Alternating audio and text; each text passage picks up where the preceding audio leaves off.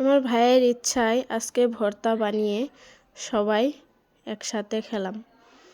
Hello guys, আসসালামু আলাইকুম। সবাই কেমন আছেন? আশা করি সবাই ভালো আছেন। সকাল সকাল ব্লগটা শুরু করে দিলাম। তো সকালে এখানে আমি বানিয়ে নিচ্ছি সেমাই, আর একদিকে একটু দুধ চা করব আজকে। তো কালকে বাড়ির থেকে আসার সময় ব্যাপারী থেকে একটু দুধ আনিয়েছিলাম, তো দুধ দিয়ে বানিয়ে নিলাম সেমাই। হাজব্যান্ড খাচ্ছে, মেয়েকে দিয়ে দিলাম। তারপর চলে গেছিলাম মেয়েকে নিয়ে স্কুল থেকে আবারও বাড়িতে গেলাম। আমার ভাই বলছিল চল আজকে কামরাঙ্গা ভর্তা বানিয়ে খাই।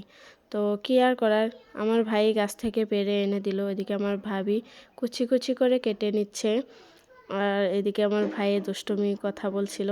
সবাই হাসাহাসি করছিলাম আমার ভাইয়ের কথা শুনে।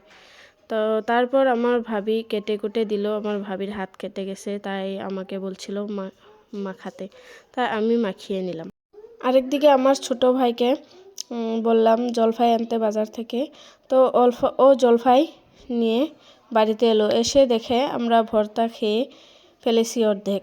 তো বলছিল তোরা ভর্তা খেয়ে ফেলেছিস যখন আমাকে কেন জলফাই আনতে বললি? আমি কষ্ট করে কেন গেলাম? এবার আমাকে ভর্তা বানিয়ে দিয়ে জলফাই দিয়ে আমি খাবো।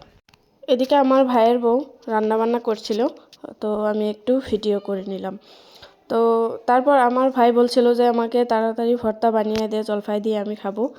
তো আরেক ভাবি আমার ভর্তা বানাচ্ছিল, মানে আমার ছোট ভাইকে জলফাই দিয়ে মেখে দিচ্ছিল। এদিকে আমি রোদে বসে বসে লঙ্কা গুঁড়া দিয়ে এবং নুন দিয়ে জলফাই খাচ্ছিলাম।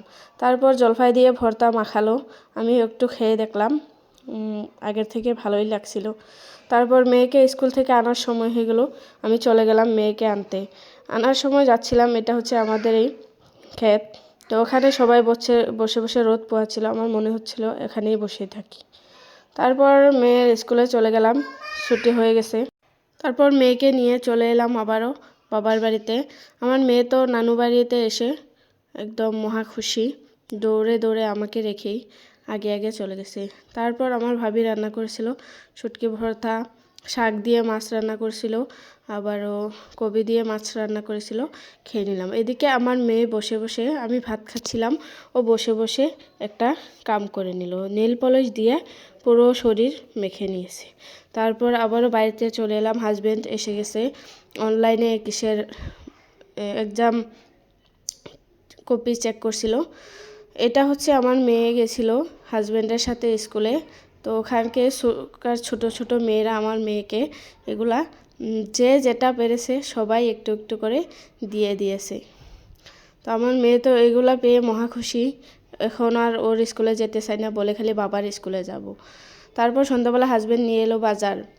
তো ভিডিওটা কেমন হয়েছে জানাবেন, ভালো লাগলে লাইক কমেন্ট শেয়ার করবেন। দেখা হবে অন্য একটি ভিডিওতে। ভালো থাকবেন, সুস্থ থাকবেন, ধন্যবাদ।